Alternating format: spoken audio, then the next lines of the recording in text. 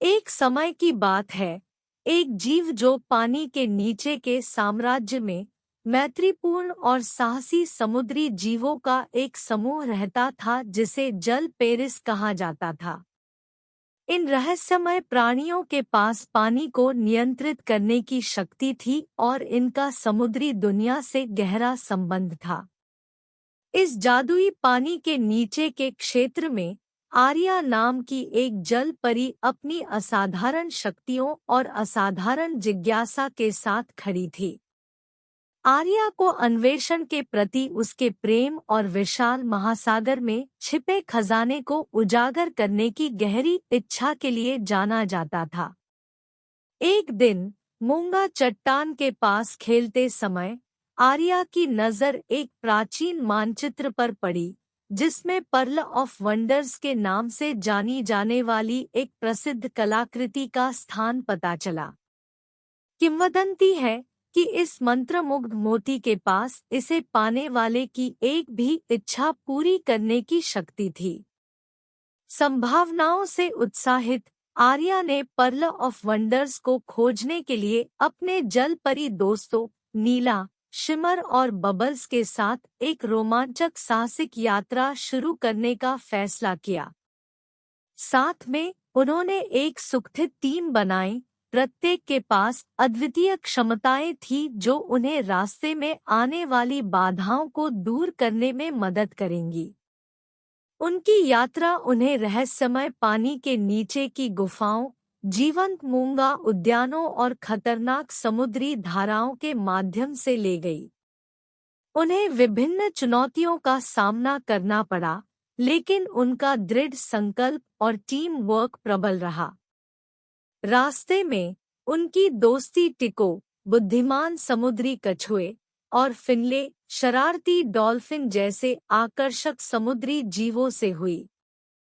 जैसे जैसे वे अपनी खोज में गहराई से उतरते गए, उन्हें अब तक की सबसे बड़ी चुनौती का सामना करना पड़ा, मोराना नामक एक अंधेरी और दुर्जय समुद्री चुड़ैल। मोराना जल पेरिस के प्रति अपनी ईर्ष्या के लिए कुख्यात थी और समुद्र पर शासन करने के लिए अपनी शक्ति का उपयोग करके अपने लिए पर्ल ऑफ वंडर्स को हासिल करने की कोशिश करती थी।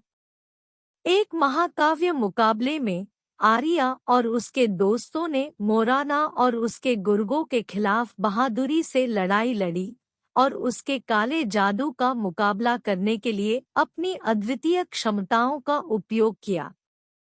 मित्रता की शक्ति और अटूट साहस के साथ उन्होंने अंततः मोराना को हरा दिया और चमत्कारों का मोती पुनः प्राप्त कर लिया।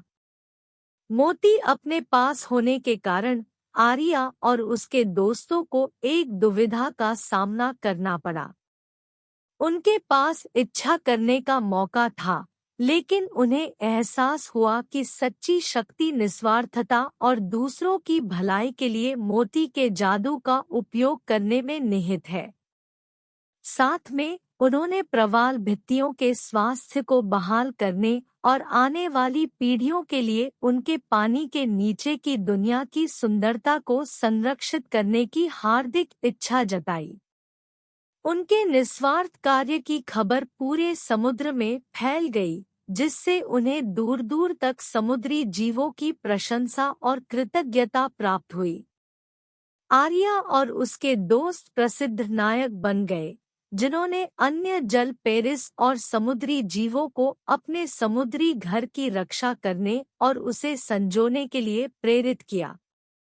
जल परी की जादुई खोज एक पौराणिक कहानी बन गई, जो पीढ़ियों से चली आ रही है, जिसने सभी को एकता, दोस्ती के महत्व और हमारे अनमोल प्राकृतिक पर्यावरण की देखभाल करने की जिम्मेदारी की याद दिलाई।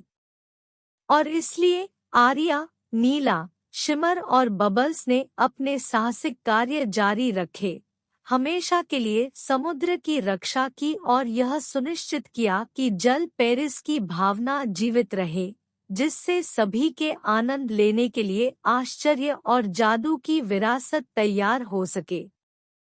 अगर हमारी स्टोरी अच्छी लगी तो आगे सब्सक्राइब, लाइक, कमेंट करें। Thank you.